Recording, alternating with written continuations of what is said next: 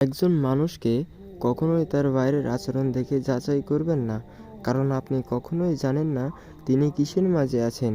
সমালোচনা আর সন্দেহ না জেনে আমাদের করা উচিত নয়। বিপদের মাঝে ধৈর্যের পরীক্ষা দিতে হয়। তো চলেন একটি গল্পের মাধ্যমে আমরা জেনে আসি। একটি জরুরি অপারেশন।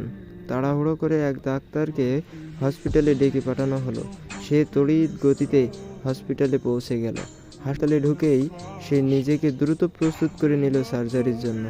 এরপর সার্জারির ব্লকে গিয়ে দেখল রোগীর বাবা ওখানে পায়চারি করছে ডাক্তারের অপেক্ষায়।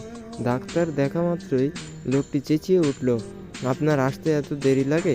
দায়িত্ব বলতে কিছুই আছে আপনার? আপনি কি জানেন আমার ছেলে এখানে কতটা শোচনীয় অবস্থায় আছে? ডাক্তার ছোট্ট একটা মুচকি হেসে বলল, আমি দুঃখিত, আমি হাসপাতালে ছিলাম না, বাসা থেকে তাড়াহুড়ো করে এলাম, তাই খানিক দেরি হলো। এখন আপনি যদি একটু শান্ত হন আর ধৈর্য ধারণ করেন, তবে আমি কাজটা শুরু করি। লোকটি আবার যেন রেগে ঝাঁঝালো স্বরে বলল, ঠান্ডা হব? আপনার সন্তান যদি আজ এখানে থাকতো, আপনার সন্তান যদি এমন মৃত্যুর মাঝে দাঁড়িয়ে থাকতো, তবে আপনি কি করতেন? শান্ত হয়ে বসে থাকতেন? এরপর ডাক্তার সার্জারি রুমে চলে গেল। 2 ঘন্টার মতো সময় লাগলো। সবশেষে হাসি মুখে ডাক্তার বের হয়ে এসে আবার হাসি মুখে রোগীর বাবার কাছে বললেন, আলহামদুলিল্লাহ, অপারেশন সফল হয়েছে। এরপর উত্তরে অপেক্ষা না করে ডাক্তার আবার বলে উঠল, আপনার কোনো প্রশ্ন থাকলে নার্সকে জিজ্ঞেস করুন।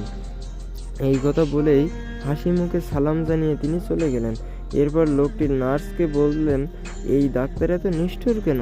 তিনি কি আর কিছুক্ষণ এখানে থাকতে পারতেন না? আমি ওনাকে আমার সন্তানের ব্যাপারে আরও কিছু জিজ্ঞেস করতাম। তখন নার্স জানালেন, ডাক্তার সাহেবের ছেলে আজ সকালে মারা গেছে রোড অ্যাক্সিডেন্টে। তিনি আপনার ফোন পেয়ে ওনার ছেলের জানাজা থেকে উঠে এসেছেন, এখন আবার দৌড়ে চলে গেলেন কবর দিতে।